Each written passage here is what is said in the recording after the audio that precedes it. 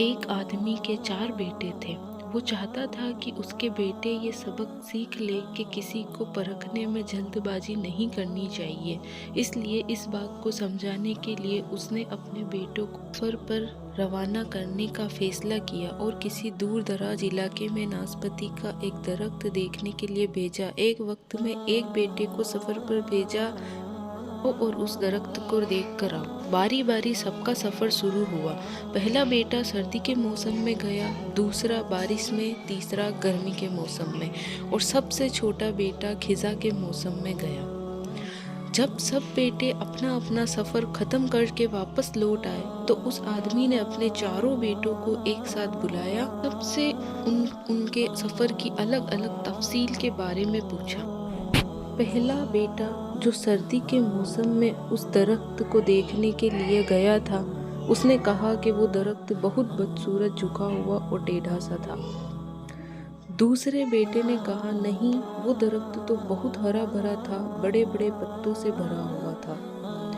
تیسرے بیٹے نے ان دونوں سے اختلاف کیا، وہ درخت تو پھولوں سے بھرا ہوا تھا اور اس کی مہک دور دور تک آ رہی تھی، اور یہ کہ اس نے حسین منظر اس سے پہلے اس نے کبھی نہیں دیکھا تھا۔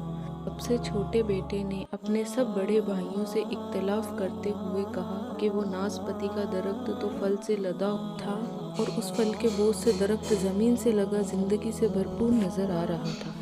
یہ سب سننے کے بعد اس آدمی نے مسکرا کر اپنے 4 بیٹوں کی طرف دیکھا اور کہا، تم 4 میں سے کوئی بھی غلط نہیں کہہ رہا ہے، سب اپنی اپنی جگہ صحیح ہیں۔ بیٹے باپ کا جواب سن کر بہت حیران ہوئے، ایسا کس طرح پاسبل ہے؟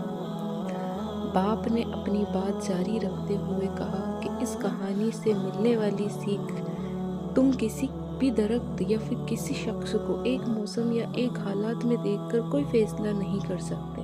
کسی بھی انسان کو جاننے کے لیے تھوڑا وقت لینا ضروری ہے۔ انسان کبھی کسی حالت میں ہوتا ہے تو کبھی کسی اور حالت میں۔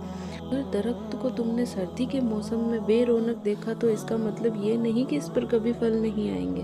اس طرح کسی شخص کو تم لوگ غصے کی حالت میں یا کسی گناہ کے کاموں میں دیکھ رہے ہو تو اس کا مطلب یہ ہرگز نہیں کہ وہ برا ہی ہوگا۔ کبھی بھی جلد بازی میں کوئی فیصلہ نہ کرے، جب تک اچھی طرح کسی کو جانچ نہ لو۔ کسی کو سمجھا یا پرکھا جا سکتا ہے جب یہ تمام موسم گزر جائیں گے۔ اگر تم سردی کے موسم میں ہی اندازہ لگا کر نتیجے پر پہنچ جاؤ گے تو گرمی کی ہریالی، بہار کی خوبصورتی اور بھرپور زندگی سے خوشحال ہونے سے رہ جاؤ گے۔ صرف ایک دکھ پریشانی کے لیے اپنی زندگی کی باقی خوشیوں کو داؤ پر مت لگاؤ۔ زندگی کے ایک برے موسم کو بنیاد بنا کر باقی زندگی کو مت پرکھو۔ اس طرح اللہ تعالیٰ نے ہر انسان میں بھلائی اور برائی دونوں چیزیں رکھی ہیں۔ اس حالت میں بھی الگ الگ موسم کی طرح بدگمانی سے ہم سب کی حفاظت فرمائے اور ہم سب کا خاتمہ ایمان کے اعلیٰ ترین درجے پر فرمائے۔